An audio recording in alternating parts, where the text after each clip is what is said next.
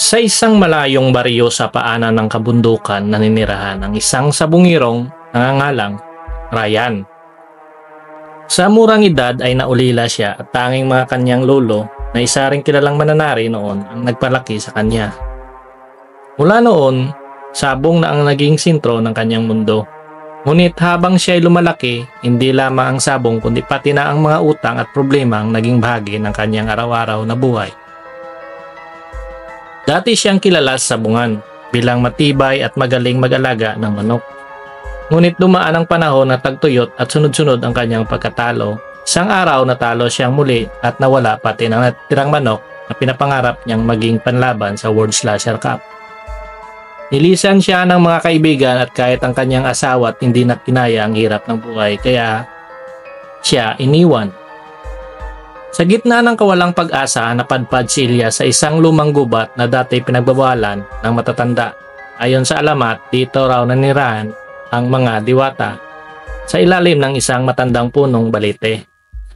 Umagsak si Elias sa lupa, umiiyak habang tangan ang lumang tali ng kanyang huling manok. Ano ba ang silbi ng buhay ko? Lahat ay inaagaw. Ulalas niya.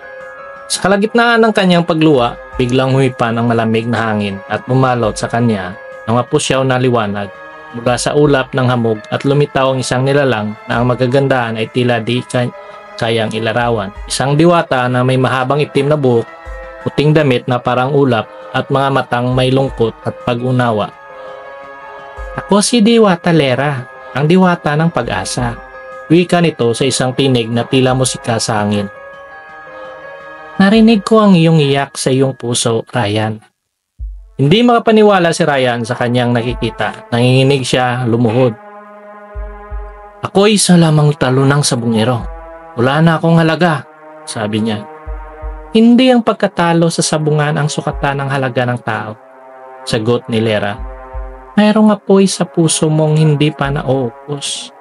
Tinaas ng diwata ang kanyang kamay at mula rito ay lumitaw ang liwanag na unti-unting bumalot kay Elias. Ang kanyang isipan ay napuno ng mga alaala ng kanyang kabataan, ng mga pangarap at ang kanyang lolo na minsan nagsabi, ang tunay na sabungero ay hindi sumusuko. Kahit ilang ulit siyang matalo sa bawat sugat ng manok ay may aral at sa bawat pagkatalo may pagtutuwid. Pagbalik niya sa sarili, wala na si Lera. Ngunit naiwan ng kanyang kamay ang isang maliit na itim na puting sisiw. Tila ordinaryo ngunit may liwanag na bagyang bumabalot sa mata nito. Pinangalanan niya itong Hiraya, sagisag ng bagong pag-asa. Muling bumalik si Ryan sa kanyang munting tahanan. Tinanggap niya ang kahinaan niyang nagsimulang muli at magpag-aalaga ng mga sisiw. Sa loob ng ilang buwan, hindi lamang si Raya ang lumakas kundi pati ng loob ni Ryan. Ginamit niyang lahat ng natutunan mula sa pagkatalo, mula sa tamang dieta, conditioning, hanggang sa pakipagkapwa sa mga mananari. Dumating ang araw na malaking paderby sa bayan. Isinali ni Ryan si Raya at lahat ay nagtaka kung paanong isang bagong muka nang nagdala ng isang tila may wagang manok na walang kapantay sa bilis at talino sa laban. Sa isang tinalo ni Hiraya ang mga manok na kilalang breeders. Sa bawat panalo ay tila may liwanag na bumabalot kay Hiraya. Hindi dahil sa pira kundi dahil sa panibagong tiwala sa sarili. Sa huling laban habang sinisilip niya si Hiraya bago ito isalang, naramdaman niya ang malamig na hangin at sa kanyang pandinig ay muling lumilingaw ang tinig ni Diwata Lera.